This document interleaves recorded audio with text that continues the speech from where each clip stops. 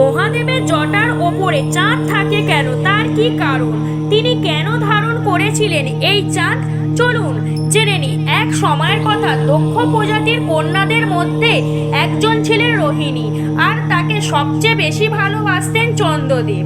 অন্যে 26 থেকে অবহেলা করে শুধুই রোহিণীর সঙ্গে সময় কাটাতেন তিনি। অসহ্য হয়ে ওঠে বাকি দেবীদের কষ্ট। তারা অভিযোগ দিলেন দক্ষের কাছে। দক্ষে ক্ষুব্ধ হয়ে চন্দ্রকে দিলেন ভয়াবহ অভিশাপ, তুমি দিনে দিনে ক্ষয় হয়ে যাবে। অভিশাপে চন্দ্রদেব দুর্বল, অসুস্থ ও অন্ধকার হতে থাকেন। দেবতা, ঋষি, স্ত্রী কেউ তাকে বাঁচাতে পারবে না। অবশেষে ব্রহ্মা বললেন, এই অভিশাপ মোচন করতে পারে শুধু মহাদেব।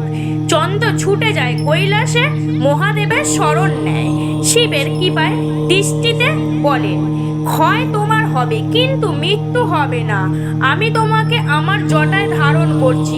এইভাবে মহাদেব চন্দ্রকে মাথায় স্থাপন করেন। তখন থেকেই চাঁদ ক্ষয় বৃদ্ধির চক্রে চলতে থাকে। অভিশাপ থাকে কিন্তু শিবের করুণায় কখনো সম্পূর্ণ নষ্ট হয় না।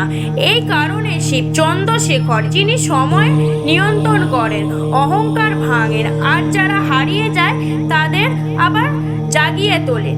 এই রকম ভিডিও পাওয়ার জন্য চ্যানেলটিকে সাবস্ক্রাইব করুন, আমাদের সঙ্গে থাকুন। ভিডিওটি ভালো লেগে থাকলে লাইক, কমেন্ট, শেয়ার করতে ভুলবেন না।